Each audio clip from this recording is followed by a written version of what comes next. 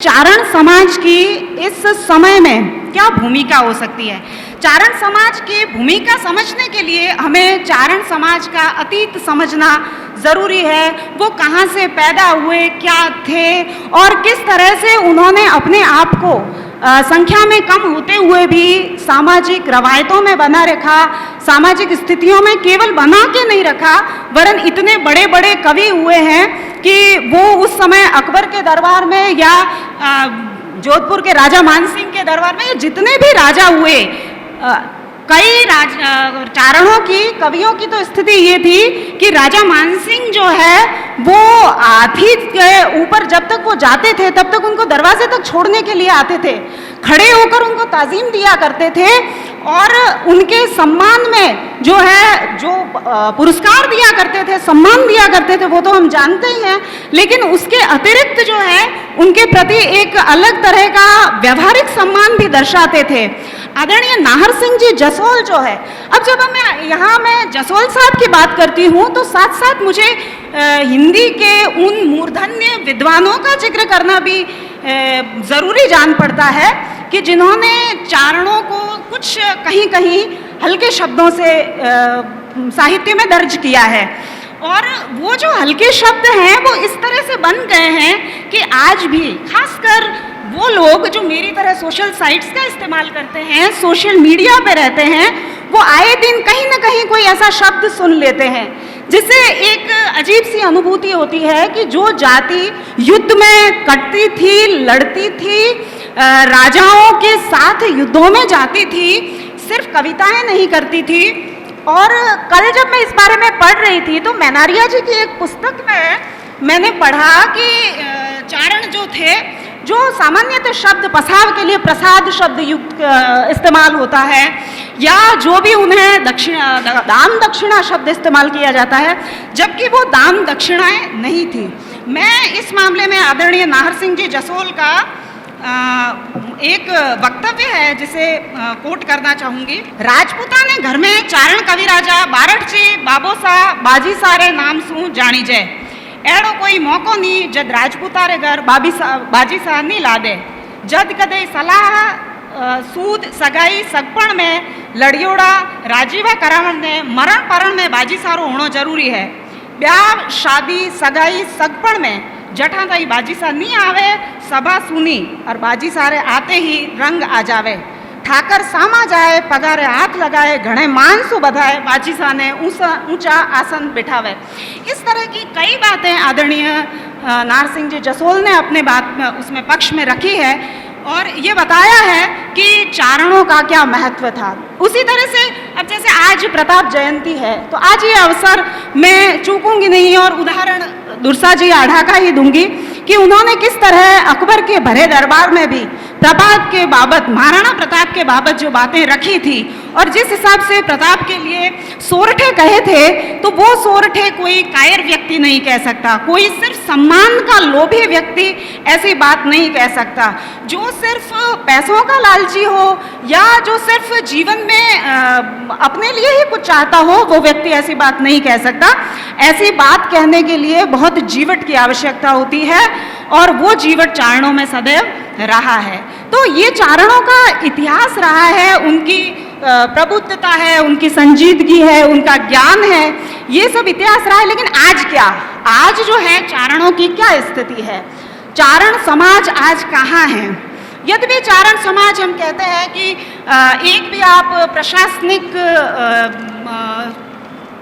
Post उसकी निकलती है तो उसमें बहुत सी बातें जो है वो आती है, बहुत सी पोस्ट पे चारण चयनित होते हैं, नौकरी में है, चिकित्सा विज्ञान में है, अभियांत्रिकी में है, सब जगह चारणों का। तो चारण जो है वो हर क्षेत्र में अपना योगदान दे रहे हैं। लेकिन जैसा कि सीडी देवल साहब ने अभी कुछ देर पहले जिक्र किया कि कई कुरीतियां ऐसी हैं जो चारणों में व्याप्त हो गई हैं, ऐसी कई कुरीतियों से हमें मुक्ति की आवश्यकता है और उन कुरीतियों में जो उन्होंने कहा है दहेज से संबंधित है या उड़ा उड़ी है या मायरा है, उनसे तो मुक्त होना ही है, लेकिन साथ ही चारण समाज को आगे के लिए अपना एक स्थान दर्ज करने के लिए, अब राजनीतिक क्षेत्र में तो जहाँ सिर गिने जाते हैं वहाँ तो वो अपना स्थान नहीं दर्ज करता, लेकिन बुद्धि है चारणों के पास। चारणों की उत्पत्ति ही जो हुई है वो शिव जी ने और पार्वती जी ने इस हिसाब से की थी, और जिस समय उन्होंने पार्वती जी को प्रसन्न किया था कि उनके बैल और शेर को के मध्य की जो एक तनाव था उसको दूर करके, और तभी पार्वती जी ने उनको वरदान, तो ये प्रतीकात्मक रूप से एक कथा है कि चारणों के पास बुद्धि है, वो प्रबुद्ध वर्ग है, वो अपनी बुद्धि का प्रयोग करके अपना स्थान फिर से प्राप्त कर सकते हैं। दूसरी जो उनमें समस्या है वो स्त्रियों से संबंधित है। नरपति नाल ने बीसलदेव रासों में आज से 1000 साल पहले जो स्त्री की दशा लिखी थी, और जिसमें राजमती कहती है कि स्त्री जन्म काई दीदो रे महेश और जन्म तारा गणाई नटेश, तो वो उसमें बताती है राजमती कि अगर मैं कोयल होती तो ठीक होता, अगर मैं जंगल की गाय होती, रोजड़ा होती तो अच्छा होता, लेकिन मैं स्त्री हूँ। ये मेरी आज भी स्त्रियों की दशा सुधरी नहीं है। आज भी हम में से बहुत सी स्त्रियों की ईश्वर से यही शिकायत है कि हमें स्त्री जन्म क्यों दिया। तो स्त्रियों की स्थिति अभी भी बहुत विकट है, और उस दशा से स्त्रियों से संबंधित स्त्रियों की जो दशा है और जिस दशा में स्त्रियां आज भी जी रही है, और जिस वजह से वो अपने को स्त्री होने के नाम पे कई बार कोसती है, उस दशा पे जो है एक छोटी सी कविता है। मैं भी जानती हूँ समय अधिक नहीं है, इसलिए अधिक समय नहीं लूँगी। कविता का विषय है शालीन औरतें, और कविता व्यंजना में है। अभिधा में इसे ना समझिएगा, इसे व्यंजना में समझिएगा। शालीन औरतें रखती है पल्लू सर पर, लज्जा दिल में, सहनशीलता जीवन में। शालीन औरतें होती है प्रशंसित जब उनिंदी झकोरे खाती, थाली लिए प्रतीक्षा करती है महफिल में मस्त मेहमानों की। शालीन औरतें तभी मानी जाती है समझदार घरानेजार जब वो नहीं जीती खुद के लिए। शालीन औरतों के छोटे कपड़े बड़े घाव रहने चाहिए दबे ढके। शालीन होना होता है रोबोट होने जैसा, उठना बैठना फिरना सब नियमों में आबद्ध।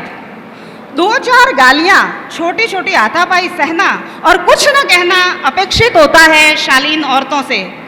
अपने साथ माँ बाप के लिए भी सिर झुका अपशब्द सुनती है, कुछ न कहती है शालीन औरतें। प्राण त्याग पर भी उफ न करने वाली शालीन औरतें जाती है पूजी। खुल के हंसना फूहड़ औरतों के लक्षण हैं, ससक कर रोती हैं शालीन औरतें। अंतिम यात्रा की पोशाक पेटी में बंधवा कर रखती हैं अंतिम यात्रा के बहुत पहले। सहे दुखों को ट्रॉफी की तरह गर्व से दिखलाती हैं शालीन औरतें। शालीन औरतें पैदा करती हैं और शालीन औरतें समय की धारा में अविचल चट्टान होती है, घर की नींव की ईंट होती है शालीन औरतें।